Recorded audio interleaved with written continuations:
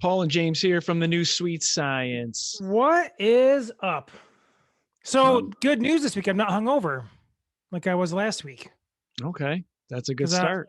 I was on vacation, had a few too many cocktails Wednesday night, and yeah, I feel good today. So now Slept we like got 9 hours. all right, 258, Usman versus Burns. What do you think here? About the card as a whole, Yep, or that's the exact. main event? That's exact noise. I couldn't have said it any better.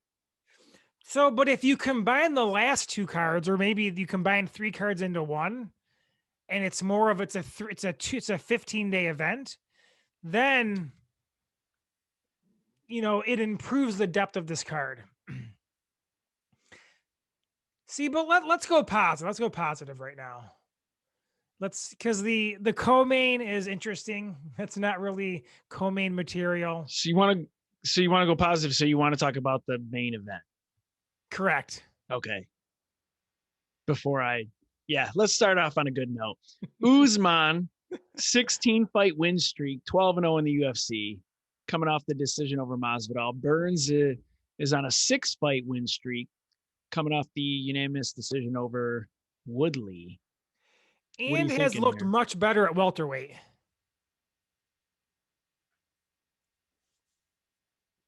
It's also Burns' first fight in 9 months. Remind me, because it's been scheduled one time, who got injured last time? What happened? Did Usman just need more time because of mental fatigue, or? No, it was a COVID. Burns had some COVID thing. It was supposed to be July 2020. Yeah, him and his coach tested for COVID. I mean, even it's Usman's first fight in quite a while too, man. And it says they were also briefly targeted to headline 256, but Usman pulled out, citing more time needed to recover from undisclosed injuries.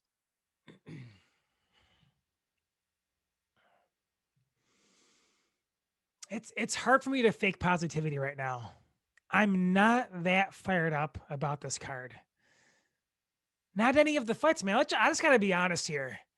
Nothing is really moving me because I feel like Burns kind of came out of nowhere without like a lot of fanfare or excitement behind him to earn the title shot.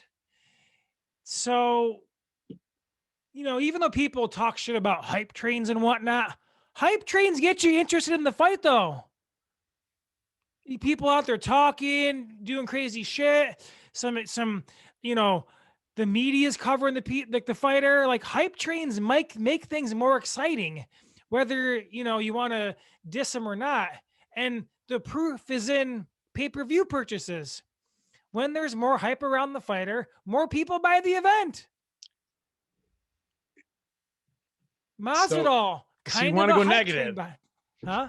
So you want to go negative. I got to know which way you want me to go. Listen, I'm going to zig and you zig with me. We'll just zig together. The first fight, Burns, Usman, the thing is, Burns is he's a tough guy. He might have his stuff put together. He's this, superb BJJ guy. He's gradually improved his striking over time, and his stand-up's looking smoother. He's a difficult matchup for anyone. The more comfortable he gets standing up, does he have enough to worry you that he's going to beat Usman? So, and I'm not saying it's not going to be a good fight, and I don't know who's going to win. Like I don't have a strong lean either way.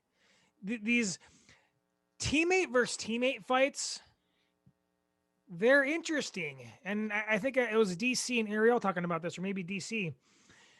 But like these guys have competed in practice, and one guy probably knows he has the edge. Whether or not that plays out Saturday remains to be seen. But I think just my lack of excitement for it is it's been rescheduled once. Neither guy is, and even though I guess I'm just, I'm just full of shit because like I'm trying to judge fighters purely on their fighting. But when someone is more entertaining overall, it does get you more excited. But and there's also just Colby and George versus Usman had excitement around it. George coming off his 2 great finishes, Colby the motor mouth, and Colby was going to pressure him. So, relatively speaking, this has a little bit less shine on it. But could it be great? Yeah, it could be great. Is Burns game? Hell yeah, Burns is game. Like we had talked about for the longest time on Demi Amaya, only lost to the creme de la creme. And he was like the most amazing great keeper in welterweight history. And then Burns comes in, takes him out in the first round. So I don't have a strong lean here. I like, because Usman is obviously really fucking good. Hard to beat. We were on the Usman train early on. I think I did pick Colby versus him, but that's neither here nor there. So Usman is a guy who's really, really hard to look good against, but Burns has been up against him in practice and may have maybe a slight edge over the other opponents, knowing what Usman likes to do in there. So that does create some intrigue as far as who's going to win the fight. So I'm not downplaying either fighter's excellence. I just think the relative speaking with the previous 2 matchups had so much energy behind them. And this one's almost like flying under the radar. Plus, the problem is the supporting cast. Correct. You got one good actor here. You got one player on the team that you're excited about. There's no supporting cast to really strengthen the card. And I think that makes it even suffer more. Does it highlight this fight? But I don't know. No, I think it suffers. But in regards to the winner, I mean, Burns is he can beat kind of anybody. He's got this good stamina, decent chin.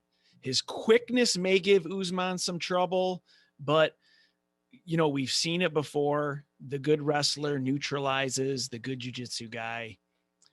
Usman seems so damn durable, and I think Usman's length will be the difference. Do you know what the betting odds are? No. Okay. Throw a guess out there. Usman minus 250.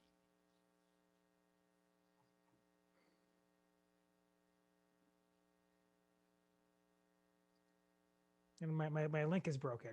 So just keep on talking. Usman minus 240. Usman minus 260. Usman minus 230. Usman minus 280. What the fuck, DraftKings? Your shit sucks, man. All right. It is Usman minus 280.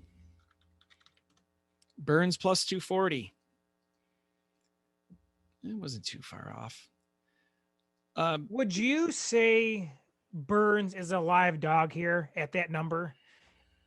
Let's just say you had to bet one. Which one has the more value behind it?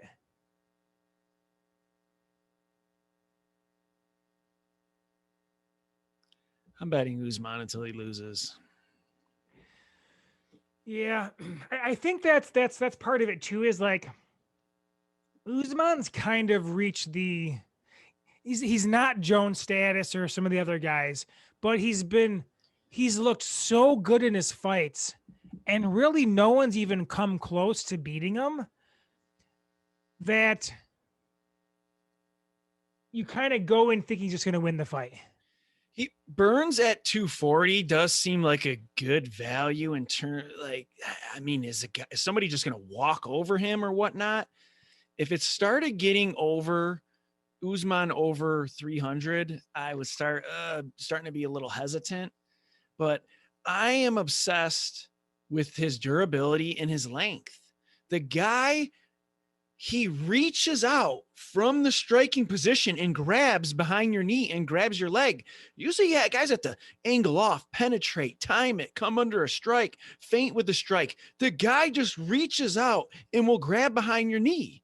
It amazes me. And I think his length gives people just such problems. And he's got like that front kick now. He goes into deep waters. He's got that mentality. And Colby just stands up with him whole time. I thought Colby was starting to get the best of him a little bit. And then Usman just starts ripping those shots to the body. He can make those adjustments. This is his second fight with Whitman. I thought you were doing porn jitsu for a minute there, because you went to penetrate and then timing. And then I blacked out for 4 seconds and I came back for the end of that breakdown right there. So I apologize. Because Usman is a high volume moving forward guy. And one reason I thought Colby could out move forward and out volume him, and it didn't work out that way. What's Burns' counter to that? Burns is that guy who's so good at jiu-jitsu that he can be aggressive. And he can come. That's why I think his quickness might give Usman some problems. But to get on top of him is going to be the difference. I don't know if he can. Because, yeah, you can threaten him with sweeps, reversals, stuff like that. But usually I will side with the good wrestler over the good jiu-jitsu guy, because he just kind of gets on top of him, gets in that more dominant position and tires him. And we've seen that far too many times, where the good wrestler holds on the BJJ guy and it's a one-sided beatdown. And Usman's strength, like, he not only has this beautiful, beautiful back on him that is just, I'm going to have to watch the fight. The first time I watched the fight, it doesn't even matter, because I'm staring at Usman's back. For 100% of the time, I am able to stare at his back based on the camera angle. So I have to watch it a couple times to really get that out of my consciousness. Does Volkov's back compare at all to Usman's back? Because you've been big on Volkov's back since the tattoo. Yeah, no, Usman's is different. And plus it's the way Usman just gets a hold of you, and just guys just look like they're struggling and their energy bar is just depleting at a higher rate. I think Burns could win. It wouldn't be so surprising to me. He's a difficult matchup. I think it'll be a good fight, but the card as a whole is really starting to put a damper on this fight for me. Why don't we pivot here and let's just go through the fights from a betting angle and kind of talk through who is one play better than the other play. And maybe that's the route to go. I don't like anything here. What are you, a gambler now? No, it's a fun twist. That's all. By the way, Usman and FanDuel is minus 290, so he is approaching that 300 range. Yeah, I don't have enough to feel confident in any of this. I don't like this card at all. This is the worst card of the year. Munoz and Rivera just got pulled. So coming off of wins, well, who did they just add? Ewell and Gutierrez at a catch weight. Alexa Grasso and Macy Barber as the co-main. I mean, I like both the fighters, but no, both show promise, but they shouldn't be there. Both those fighters are people who have shown promise and then got knocked off. Like Barber knocked off in her last fight. Grasso kind of hit or miss, win one, lose one. Definitely not co-main event material. No, she's co-cute, that's for sure. I mean, I don't hate looking at her. Patolo and Marquez as a numbered event opener. Patolo is 1-3 in the UFC, coming off a 2-fight losing streak. Marquez is 1-1 in the UFC, coming off a loss. You know what this card is? You want to know what this card is? It would have been a perfect card for Yoel to be on. Yeah. He's that guy who can strengthen any card immediately. It's true, man. And Yoel, it's officially he's fighting Rumble. We may have to do an entire show breaking down Bellator fights. What do you think of that? I mean, this will be the first set of fight announcements. What do you think of the Bellator light heavyweight title thing tournament? Basically, all the Bellator fighters are fighting in the light heavyweight tournament, which I enjoy. Because they only have like 6 light heavyweight fighters in the entire roster. So they had to pull 2 from other divisions in there. Yeah. Then Fedor, they can have all 6 pit bulls, all these other guys. It's good. Dylan Dennis. Yeah. I like that they're doing something different, because if you think about any division, it's kind of in a perpetual tournament, except that when it's actually written down on paper, you have a clear path to a title fight. Like, if Yoel and Bader win 2 in a row each, they're fighting in a title. But literally every division is in a never-ending tournament. Guys who lose get knocked off or get knocked back, and the guys who win, they move closer to a title shot. Yeah, I guess the only difference is there's a predetermined path here. Yeah, which I like. I get what you mean. So you got Bader and Corey Anderson. If they win, they're kind of set to fight. And then on the other side, you have Yoel versus Rumble. And then who's the other, I guess, quarterfinal matchup? Wait. Oh, then it's Nemkov versus Phil Davis, and then Humble versus Homero.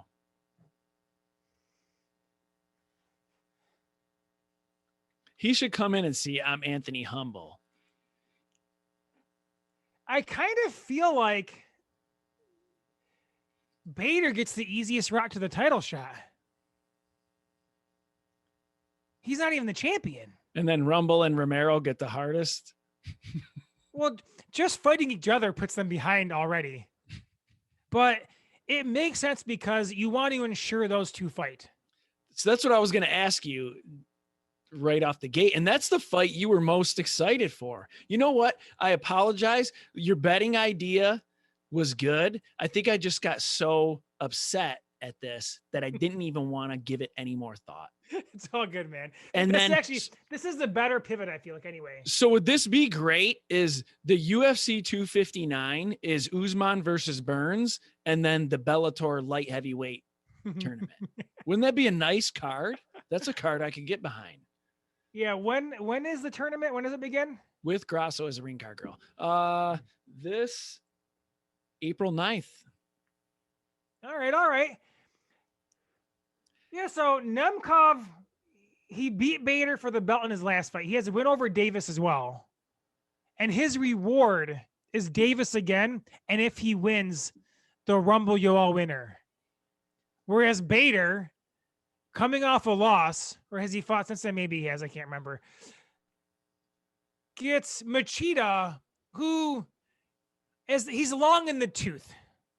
Even though he's fought fairly well in Bellator, I feel he's fought fairly well over there. But then Anderson, I forget his opponent, but I don't know, man. Nemkov is just like getting the old fucks off, man. I feel like. Yeah, fighting Phil Davis twice can't be fun.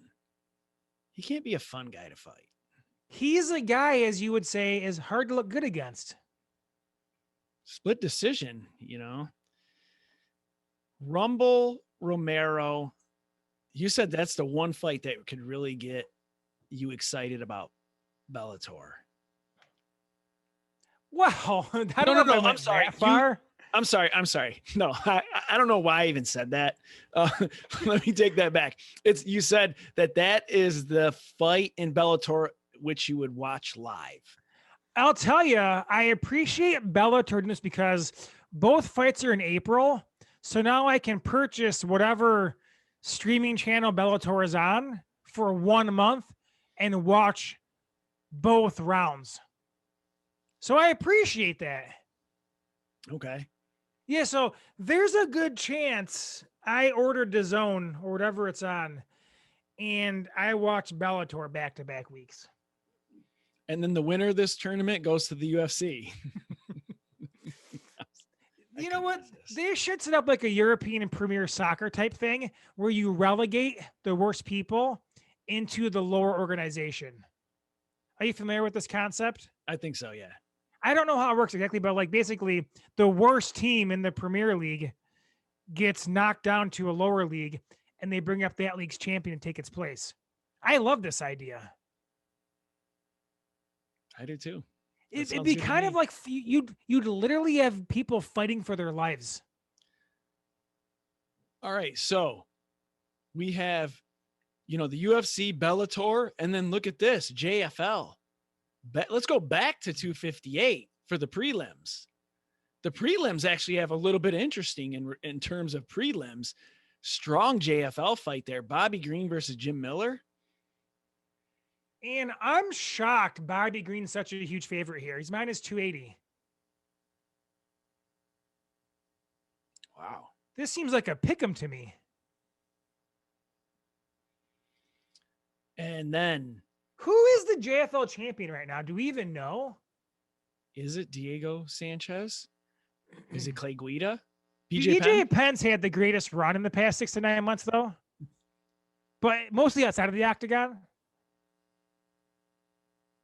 Poor guy. Guys, the thing is, like, so we talk about Conor off a loss or off a win.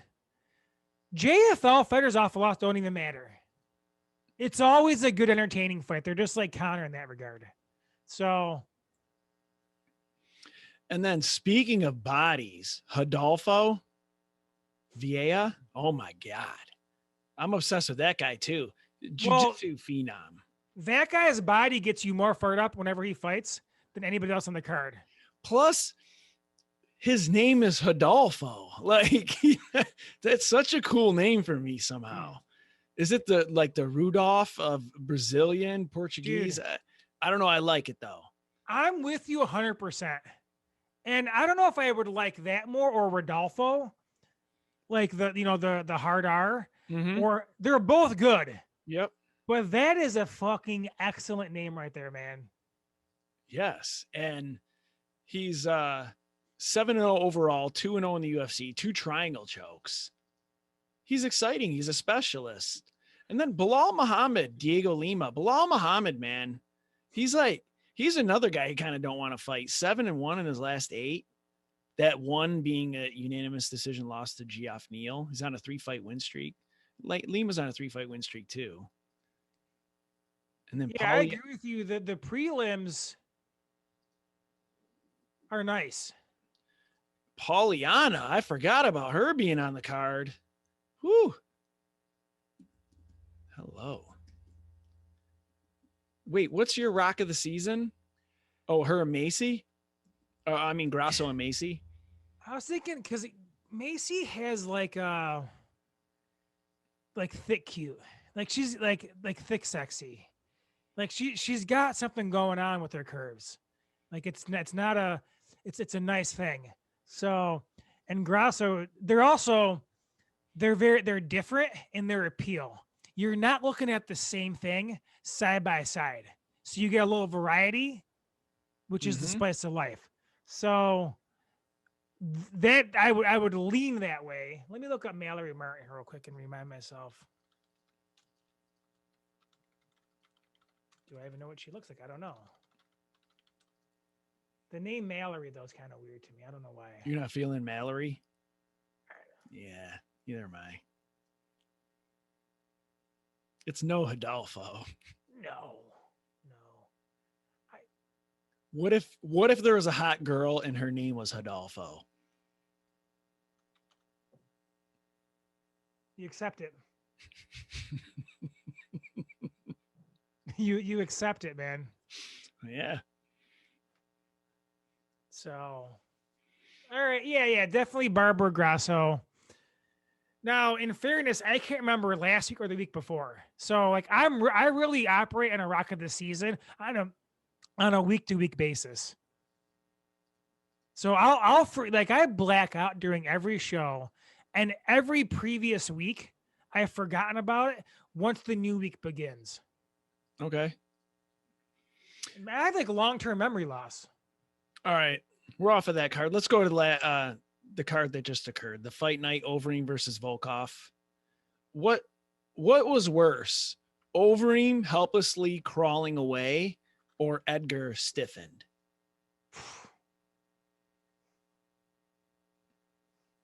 The word stiff, it entertains me. I don't know why. Okay. It entertains me. I don't know if it's because like a play on stiffy, like some childhood nostalgia or something. So when you word it like that, the worst is Overeem crawling away. Yeah, see, I had a tough spot. Like Edgar, he knocked out, but it was the way in which he was knocked out. And you couldn't see that coming. That's not the typical place you see like a flying knee land and finish. Usually it's like a takedown. Like Edgar's just kind of bobbing and doing his bobbing and weave thing, which actually makes the knee really smart, because if you know Edgar's head's always moving up and down and bouncing around, throwing a few knees in there, maybe one lands. So if he thought of it beforehand and like played his cards like that, that's pretty smart. But seeing it was almost like, well, like what I just witnessed there shouldn't have happened like that. So was that KO better than Buckley's KO? Yes. Because of that reason? Card placement, division level. Those things are strong to me when I rank finishes.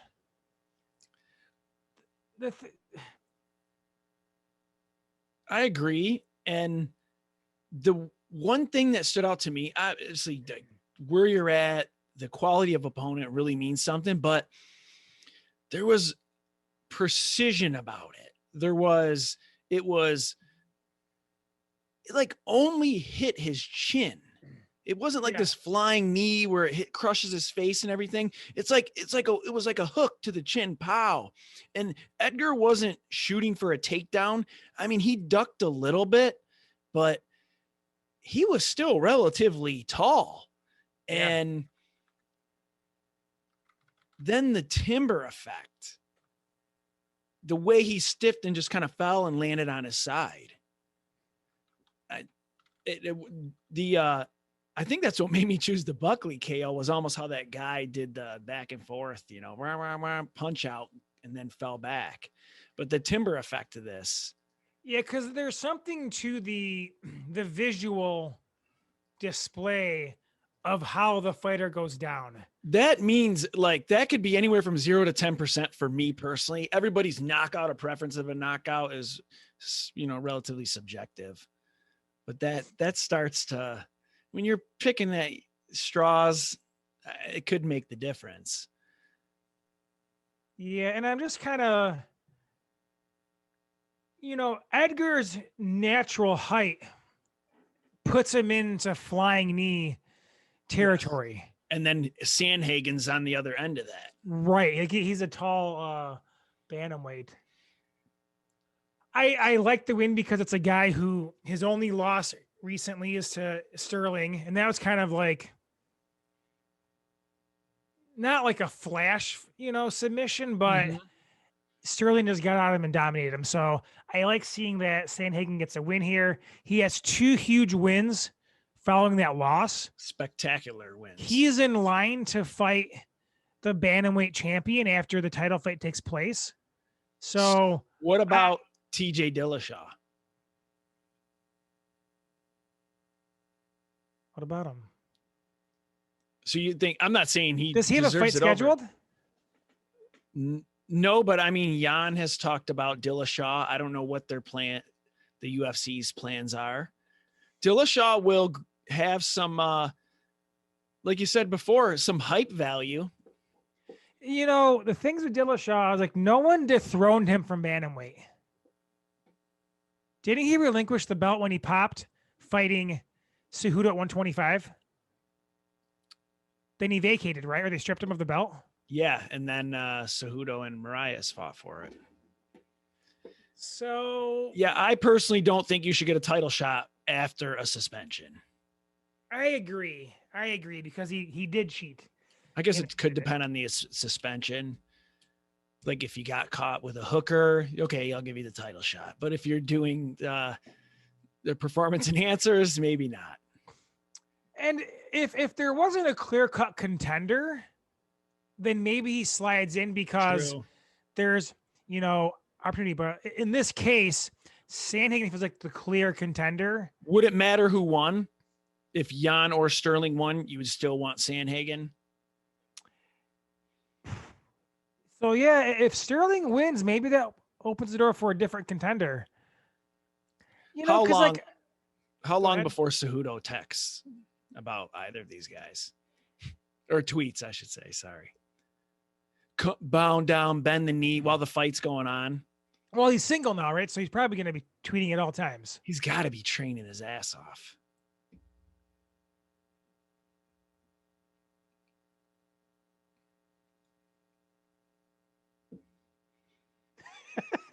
I was waiting for something. I'm sorry. I picture brother Mark texting saying, I thought the pod ended because there was so much silence there. Dillashaw needs one fight. I don't let him fight anybody. If he wins, I'm okay with him getting next in line because he is, he was champion and didn't lose the belt, but he needs one win, man. You can't just, plus, I don't know. I think Jones might have come back and got an immediate title shot at some point after testing positive. So there is a precedent for it. Mm-hmm. Because didn't Jones fight OSP in an interim bout? Jones too. He's a separate part. This is true. It's different. He's his own entity. Yeah. So, let's go into the Volkov Overeem. The first thought I had when I was watching the fight was Volkov looks gigantic, not just tall. And Overeem isn't a small guy, but it's funny how you mentioned Volkov, and I'm obsessed with his back, especially with his tattoo. And now everybody's talking about the weight gain like it happened this fight. It happened the fight before, man. And that guy, this is the legends of the hidden temple Volkov. It's like this new, like almost like the third, motivated Penn, motivated Connor, TRT Vitor, all that. The power differential showed between the two. And I'm excited for Volkov. I was a little hesitant at first because that last opponent was Walt Harris. No offense to him, but just kind of seeing where he was at. And now I'm like, oh man, this Volkov he's got me excited to contend here. And he poses an interesting matchup because of his height, man. Like he's long and he's huge. So I think I mentioned last week I'd like to see him. I don't even know who I picked. I can't remember, but I feel, him winning the fight opens up new matchups. And he's still a young buck in terms of heavyweight, man. He's a baby at heavyweight. He's got a long run ahead of him. It's a bummer to see Overeem, lose his kind of, his latest ascent towards a title shot. And my main thought is like, how don't we see more broken noses? I feel like there should be a nose broken in every damn fight. Maybe just hardened over the years. Man. I mean, that Wolf's Law, when it's stressed and then it comes back stronger. So just the year or the amount of abuse it takes. Heavyweight is seriously, I'm getting excited over heavyweight. Ngannou, Blades, Jairzinho, Lewis, Volkov, Overeem, Gane. Dude, it's by far the top guys. What's that? It's like the top 6 to 8 guys are the best it's ever been, I feel like. Who the fuck is number 8 at heavyweight? Okay, top 7 guys. What? I mean, he's a tough ass guy. It reminds me of the other guy at 170 that I can't think of his damn name right now, who went to split decision with Vittori. I guess he just lost to Blades. Oh, and he got TKO'd. Yeah.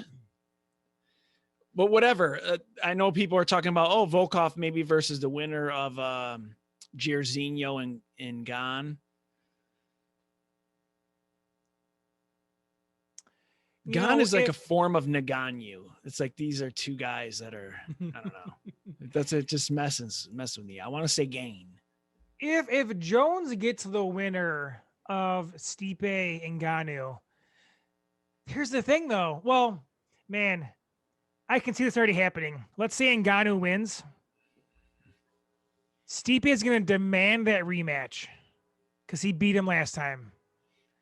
And then I could see him sliding in after he sits out for a year. We've already seen it once before. He loses a title fight. He will not fight again until he gets his rematch. He did it with DC, and DC fought Derek Lewis in the interim. So I could totally see if Ngannou wins, Ngannou fights Jones, and then Stipe fights the winner, which further pushes back Volkov. Okay. And there's other guys, there's still Blades and Lewis there also. Who would you rather see fight Jones, Stipe or Ngannou? Ngannou. Any reason why? Ngannou. Because you enjoy Black on Black Crime? The song on Boys in the Hood? Pretty sure it's by Williams. It's instrumental, actually. Ngannou has like the Yoel effect, but he's been in less fights that are low volume, whereas Yoel's been in especially more rounds. But then Yoel's fights have a way of ending out of nowhere. Whereas Ngannou hates rounds. Nobody hates rounds more than Ngannou. True. So Ngannou versus Jones, I'm really curious to see. Listen, man, if Ngannou can stay off the ground or has improved that part of his game, he poses a really tough challenge to Stipe, man. I'm intrigued. I'll need to think about that fight, especially if it gets closer. The last episode, we didn't want to predict the winner of Dariush and Fahea and just wanted to enjoy the fight. That fight ends up being fight of the night. Dariush's pressure is absolutely insane.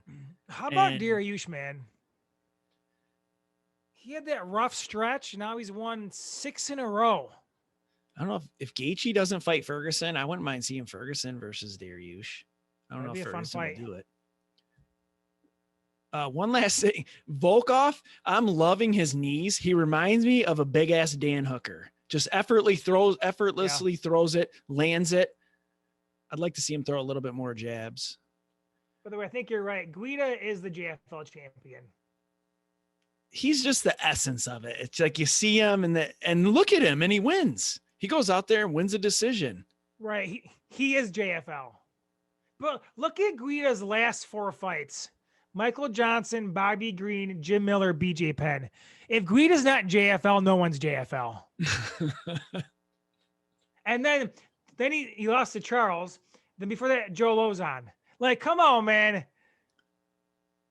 He's doing a good job. That is what the JFL is. It's those types of fighters. All right. Rank these 6 fights announcements. With pleasure. Thiago Santos versus Alexander Rakic. Okay. Woodley versus Vicente Luque. Sadiq Youssef versus Arnold Allen. Okay. Islam Makhachev versus Drew Dober. Okay. And Gavin Tucker versus Cub Swanson. And number 6, the return of Mike Jackson versus Dean Barry. Wait, stop it. He's back? Yes. Versus who? Dean Barry.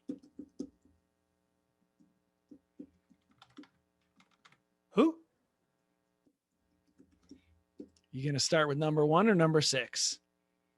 Oh man. Makachev, I thought would have a guy a little bit higher in the rankings. Wasn't he going to fight RDA? So no Dober disrespect, but it seems like, I don't know the right word to describe it, but anyway. This is supposed to be kind of Makachev's coming out party, the possible passing of the torch from Khabib. Drew Dober is not going to fulfill that criteria. No. Even if he comes in there and utterly annihilates him. Oh, hold on a second. Oh, I was looking at the wrong. Where am I here?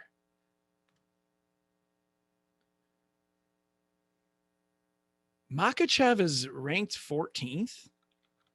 Oh, I thought he was ranked higher for some reason. Number 1 might be, man, for being a dead division, UFC or lightweight looks pretty strong. Makachev's at 14th. Whew. I like that. All right, what were you going to say? No, now I can't help myself. Sorry. Because it's so true. Lightweight's a dead division, but I want to fight 2 lightweights at a higher weight class. Nothing, that might be the most illogical statement I've heard anybody say in recent memory. If he was doing it to be funny, then props. He's not a funny guy though. He's not a joke teller. Yeah. Number 1 is Yusuf versus Arnold, man. Arnold Allen. I like that fight a lot. Sadiq is 4-0 in the UFC. Allen is 7-0 in the UFC. That's a good fight. That is a good fight, man. That's your number 1. What's your number 2? I think the 205 matchup, man. Rakic and Thiago Santos? I think so, man. And I like his name. Rakic. I don't know. Is he from Iceland or no? That sounds very Icelandic to me. Because you're thinking of Reykjavik? Exactly. He's from Eastern Europe. I just can't think of where off the top of my head. Hey, that's where my lineage is from. He's seen Austrian of Serbian ethnicity. So that's what I was thinking of, the Serbian.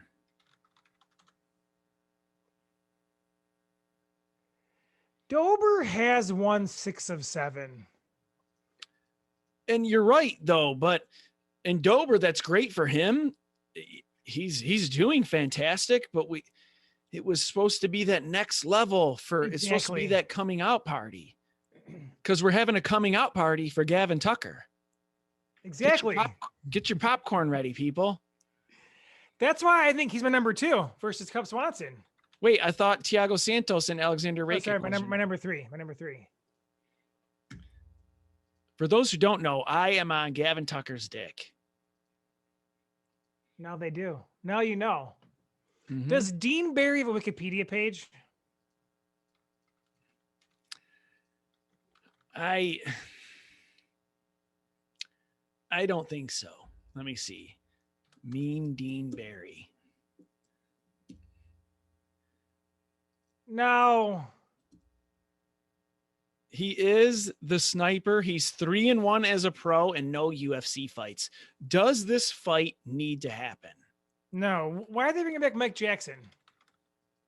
Why not? He dethroned CM Punk. What if I told you Mike Jackson was in the top 15 in his division? You'd see the camera go to the ceiling. I'm gonna flip my desk over away from me. They not only made this fight, they pushed it back and they rescheduled it. I guess, whatever, man. Good for them. Can feed their families and all that bullshit. So that's cool. Okay. I have what? One, I have Yusuf Arnold Allen. Two, I have Santos Rakic. Three, I have Tucker Cub. Woodley Luke is injured. I'm shocked Woodley's fighting anymore. Is this his retirement fight? I thought his last fight was. Has he lost 3 or 4 in a row? Would it has to be Usman, Burns, and Colby? He's trying to end on a win, man. He's chasing that last victory. So if he wins, yes. I don't see him winning this fight, though, man. Just quick. Why is Mike Jackson versus Dean Barry happening? I'm sorry. Why? I don't get it. Like the CM Punk thing was because it was CM Punk and whatever. It was a circus element. It was what it was. This is just a shitty fight. No disrespect to these two guys, but they shouldn't be fighting 1-1 as a pro and 3-1 as a pro. It's not like Cain Velasquez effect. He's got a decision win over CM Punk. Bro, his last fight was almost 3 years ago. 2018 versus Phil Brooks. Is Dean Barry an actor or something that I'm not aware of? Because he only fights in freak show fights, Mike Jackson. Wait, Dean Barry. Who's the Dean guy? Who's the Dean actor? I'm just Dean Amin. No, Dean Cain. That's what I'm thinking of. Okay. Is so Dean Barry Dean Cain? No, Dean Barry is not Dean Cain. So I'm lost now. I don't understand. What card is it on? It's headlining a fight night. No.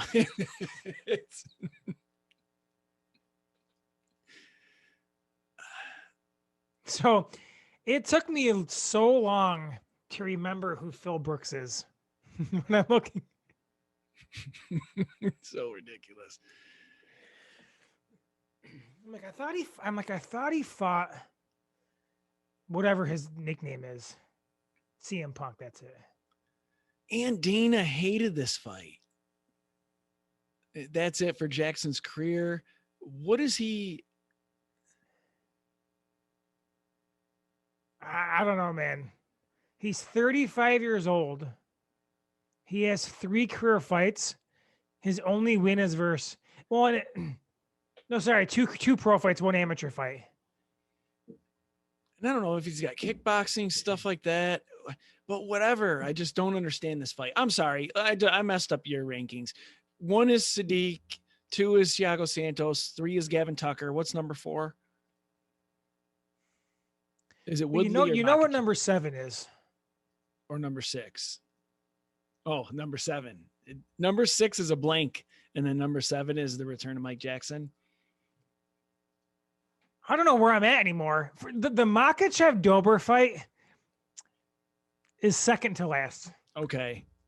All right. And then Woodley, Luke 8 is number 4. Because, and this isn't, Dober can go out there and beat him. I don't know. Like Dober's he's getting a lot better. But see that chin on him? Makhachev versus RDA. That was literally, we have a guy who's a former champion who's maybe on a little bit of a decline. You go in there and fight. If you beat him, you steal his shine. You're in the top 7. Yep. And you're 2 fights away. But instead, he's got a dangerous opponent. And it's kind of like a high risk, low reward proposition. And that's the fight that Felder filled in for to fight RDA. I have 4 other fight announcements. You don't gotta just tell me which one's your favorite, okay? Weidman versus Uriah Hall, Anthony Smith versus Jimmy Crute, Sean O'Malley versus Tomas Almeida, and Benavidez versus Askarov. Weidman Hall, huh? Okay. Because I'm a Uriah Hall. I ride the Uriah Hall wave. He loses, I'm a hater. He wins, I'm a fanboy. I basically behave toward him how his performance dictates. Rank these what just happened, okay? Paige Van Zant bare knuckle, Jose Canseco boxing, Nate Diaz interview. Oh man. I watched in quotes the Canseco fight because it was like 13 seconds or whatever. So I think I saw a video on Twitter. I did not watch any of Paige, but she lost, right? Mm-hmm. Yeah, duh. I could have predicted that. That's kind of what she does. Wrong? She loses a lot. She's tough. She's got an all right record, right? I don't remember anymore. I'm going to say number one. This will surprise you, is the Nate Diaz interview. Other two tied for 3. Okay.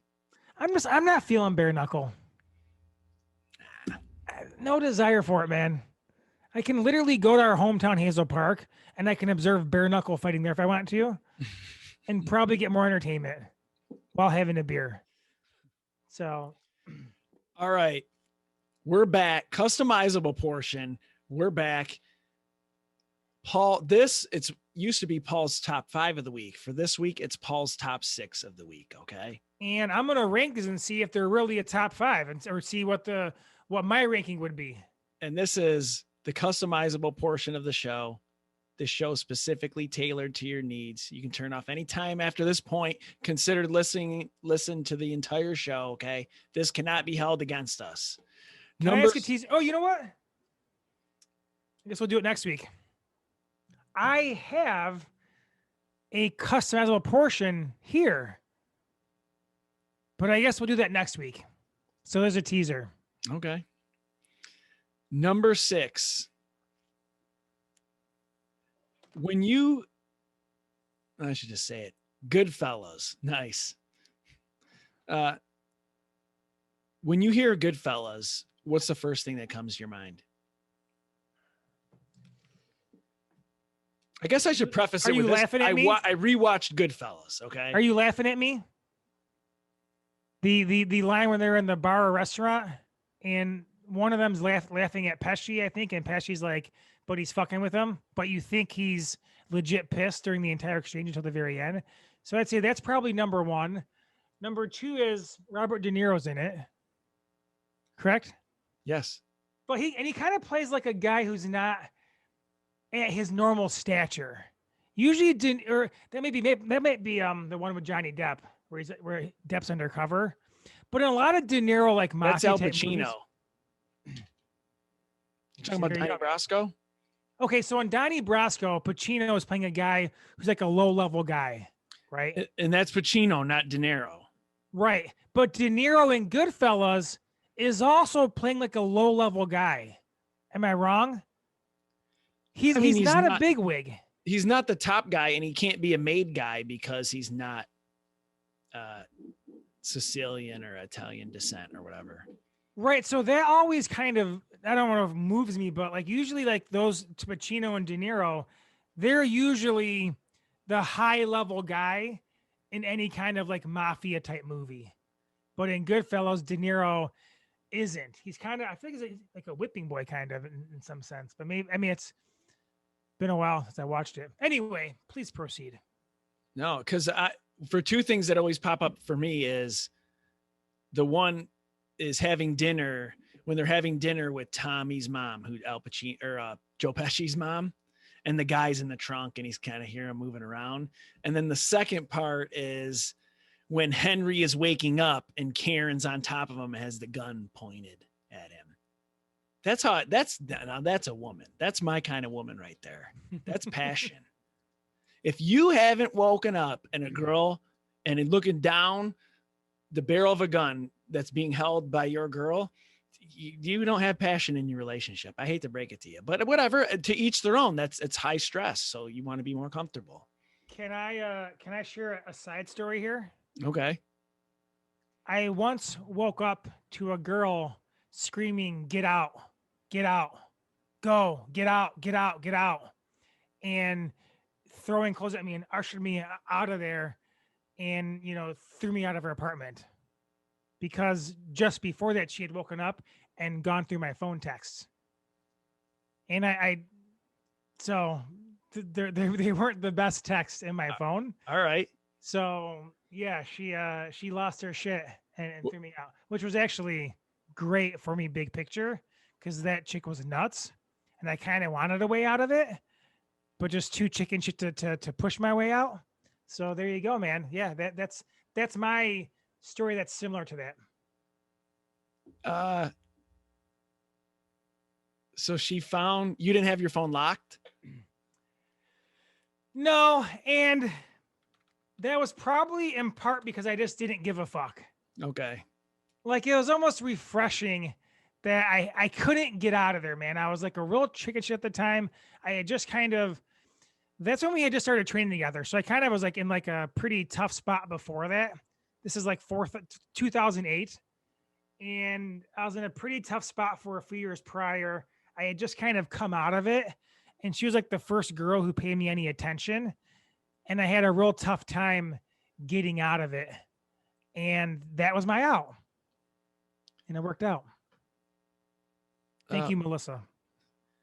Christopher Moltisanti was in Goodfellas also. Pesci shoots him. All right. Number 5.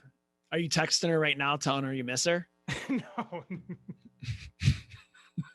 But I'll never forget when I'm like, hey, I had to get my hoodie back from her that I love this hoodie. Ooh. So I had to show up to her work and pick up my hoodie. And she like threw it down on the ground so you had to pick it up and get it? I think she actually put out a cigarette in it. No joke. There was a hole in it. Oh, I thought she would spray like perfume all over it. Her perfume was cigarette smoke. So she kind of did. All right. Number 5. Hipster Cam. Tell James he needs to divert his investments from playboys to bad boys. Tito needs help to stay Mayo bro of Huntington Beach. Have you seen this Tito Ortiz thing? No. I don't know what it is right now because it's been a few days or a week or whatever, but Mr. Ortiz has failed to perform at a level expected for his position and has demonstrated little commitment to serving in the role with honor and dignity. His unprofessional demeanor and a poor judgment have raised concern among residents, local business owners, and his fellow council members. The Huntington Beach community expects local elected officials to take their governing responsibilities seriously, and we wholeheartedly agree. So hang on a second. Is this like, am I to blame for part of this because of my $5 contribution? Well, you are a part of the problem and not a part of the solution, but he's probably being set up. This is definitely being framed. You know what? You nailed it, man. So free Tito. I have not heard this, but this is, so what do I have to do here? Do I have to, and we'll take suggestions from listeners. We have to protest, I think. We have to donate, protest, and just fight for freedom. Do we gotta arm up? What do we got to do here? You got to dust off the AR-15. City council member? Is that what he is? I don't know if he's like this mayor, city council. I don't want to put too much effort into it. I sort of like not knowing entirely. I wonder, can you impeach anybody in any like political position? I don't know. Or does it have to be federal? Or, I don't know. This is a story worth following, though. Will Tito make it his whole term? I got to go no. Will Tito get reelected? I would love it if a book was taking bets on this. And like Tito impeachment is like minus 250. I'd probably take the underdog because I feel like it's hard to impeach people. All right. You know, I usually have a classic Paul. Well, this for number 4, I have a classic Big Paul. Okay. Okay. This is number 4 here? Yeah. This is going to sound morbid right here. I apologize, but there was a guy who fell into Wolverine Lake on a snowmobile and he died. Recently? And yes, like within the last month. And, you know, there's a lot of lakes around here. There's a lot of ice fishing, all that kind of stuff. And I went over my dad. I was telling him the story. And he's like, we used to take the car and drive it on Lake St. Clair. Come on. And my dad does not bullshit whatsoever. If anything, he doesn't tell. I know 20% of his life. And he said, yeah, we used to drive that. He would never tell me this because he doesn't want to give people ideas to do stuff. But he figures I'm old enough. I'm just now have reached the age where I won't drive a car on a lake. I think that's what he feels is you've reached this point, my son. I'm proud. Well, I mean, in fairness, like we had the idea to strap my Chevy S10 to the back of your Cavalier and pull it through a park, turn quickly, and try to flip. We tried to roll it. This was an idea we had. We wanted to roll the truck in a park. So Big Paul was spot on there, man. About hold back. So he said they would go out there and he was with like girls and stuff. They're doing it. Like, I don't know if they were naked or whatnot. It was kind of cold, but here's what they did. Cause we were talking about ways to get out of the ice if you fall in or whatnot. And he said, what we did when we would drive the car in Lake St. Clair is we all had the doors open. Safety first, my man. So this reminds me of, I remember this might've been a year after high school, and thinking back how dumb this was, but a classmate was driving around his city, or our city, on a fresh snow, and I was hanging out at the bumper, and I was skiing on my shoes, like bumper snow skiing. That doesn't sound like that bad of an idea to me. I mean, I might take the kids out for that today. It's kind of icy. That's a good idea. All right. Number 3. I'm playing Mario Kart and my 8-year-old's playing with me and we're laughing and stuff and having fun. And then I don't know if he's Bowser and Princess Peach ends up hitting him with a shell. And he says, oh, I'm going to smack a hoe. And I said, what? Braxton or Talon said this? Talon said it. And I was like, wait, what? And he said, smack a hoe. And I'm like, spell it for me. Because I'm not hearing it entirely. And my kids don't talk like this. They're not like bad kids saying this kind of shit. Okay. Like, spell it for me and all that. And then, okay, do you know what that means, buddy? And he's like, oh no, this guy on YouTube says it or whatnot. Oh man. And I'm just like, oh my God, smack a hoe. And I'm just like, but it means something bad. You probably can't say that anymore. Okay. So I feel like as long as he doesn't go around saying this in forever, this could be number 1. But if this becomes a habit where he's doing this repeatedly, it could be number 5. Like, this one is a variable ranking just from my perspective. Mm-hmm. Number 2, this one I forgot to add in one of the previous shows. I'm throwing it in here. It's so good for several reasons. Misha Tate had reposted one of her pregnancy pictures, and listener David sent a pic, I think and it said liked, her picture liked by the new Sweet Science. And he asked the question, Daddy Reiki? And I died because that's my racist way of saying Daddy Likey. And the Misha Tate pregnancy picture, I mean, that's like my Mona Lisa. That's my Starry Night. That's my, the Time by Dolly. Like, that is the Sistine Chapel. That thing. Oh my Lord. I gotta fan off right here. By the way, I was definitely an adult when I realized it wasn't the 16 Chapel. Like, definitely my entire childhood, I didn't know it was cysteine. And then at some point during adulthood, I figured it out, and I'm like, wow, I'm so glad I didn't go around saying 16 Chapel And this all is the time to people. yeah, and this is shit you couldn't just look up Wikipedia right away. So I used to go back and forth between 16th and 16 Chapel. And then how I learned was by playing Pictionary. And that's when I saw that it says cysteine. You know, can I add one thing to the Talon story? Because unlike Talon and Braxton, we were bad kids growing up. And my brother and I had a cousin, Todd, who couldn't say the word truck. Whenever he said truck, he said fuck. So we would have him, and he was probably like 3 to 5, pretty young. We would have him call his mom a trucker all the time. So yeah, we were really bad kids growing up, and we definitely embellished his mispronunciation of that word. Dude, truck? Fuck, truck. Huh? I like it. I like it.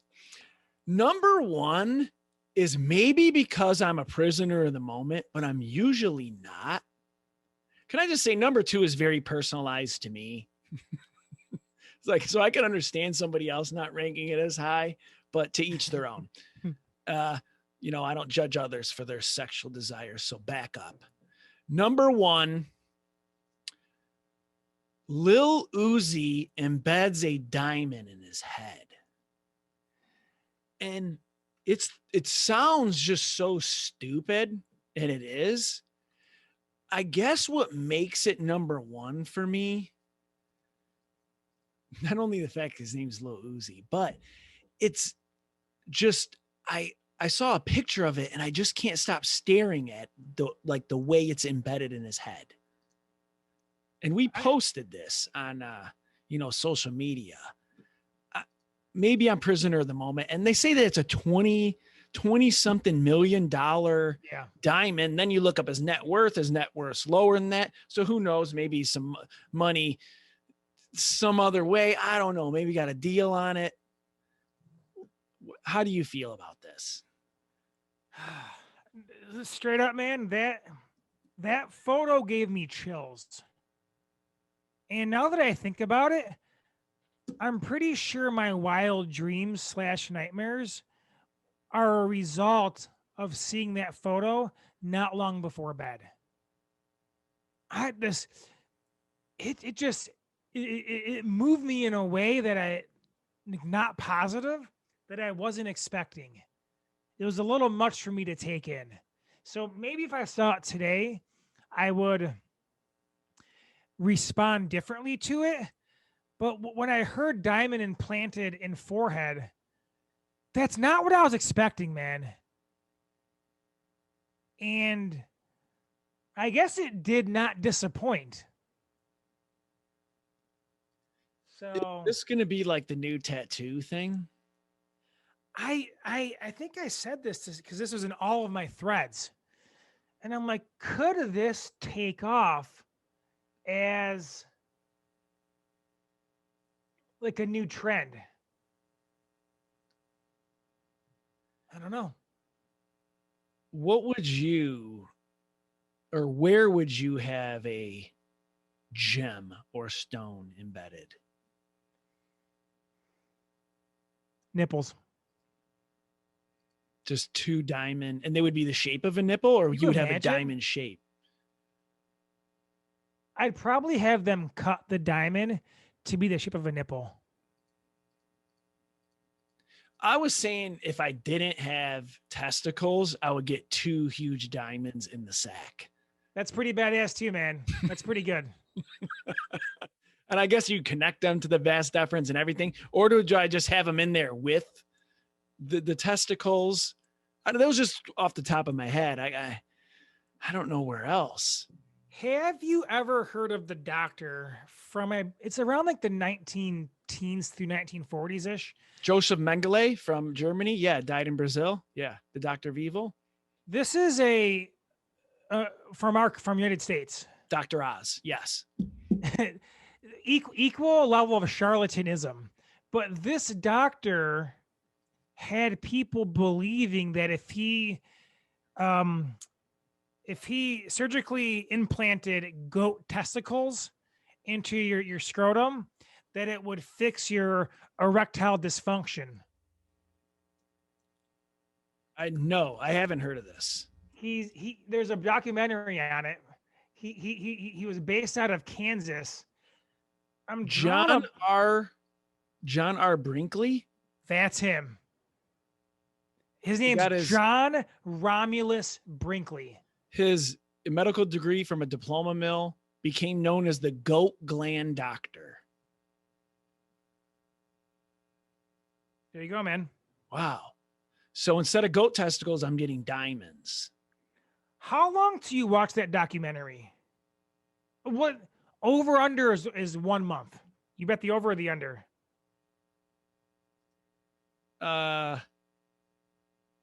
What is the name of it? Fuck, that I don't have, man. Might be called Dr. Ball. Dr. John Brinkley. Yeah. I'm gonna say under 1 month. Just because I'm kind of itching to watch some new stuff. I did watch what's the Jim Carrey and Kate Winslet thing? Not A Clockwork Orange. Sunshine Mind. Eternal Sunshine of the Spotless Mind. There you go. That's what I just watched. No shit. Yeah. That's So this glandular gullibility. Wow. So I like it's called nuts with an exclamation mark. Stop. It's perfect. Documents life and career of John R. Brinkley, a Milford, Kansas druggist turned physician who purportedly discovered a cure for male impotence by implanting goat testicles into the scrotums of his human patients. But also had their testicles still in there. That I don't know. So 4 balls. You know what? Because a lot of people said it was successful because it worked. And what some theorize is that it was the placebo. Like the erectile impotence was, a mental thing for some of the patients. So when they thought they were cured, it actually did cure them. So the website is nutsthefilm.com. All right. You know what it also makes me think of? I'm pretty sure there are 7.1, 94% on. I'm going to have to watch this. There are some people when they get their animals neutered, I think more specifically their dogs, that they have an implant in there. Yeah, when we had our dog's eye removed, we were offered the ability to put like a gem. A testicle? A diamond gem. Could you imagine if our dog Katie had, and now this would be more like a $1,000 diamond at most, implanted into her eye? That'd be wild. That would be, what's more wild, looking at that or looking at Lil Uzi Vert? Well, that's, Chris and I were like, I can't look at Katie and have an implant eye. So we just had her other eye socket sewed shut because I couldn't handle some form of glass staring at me all the time. Okay. That makes sense. So they call them nudicles, fake dog testicles. So I don't know. Everything's a play on the word nut, huh? I like it. Neutered and testicles. This show, you never know. It began in 1995. Patented nudicles. Not this show. Nudicles did. Yes, the show is not patented. No, always imitated, never duplicated. No, it will never be duplicated.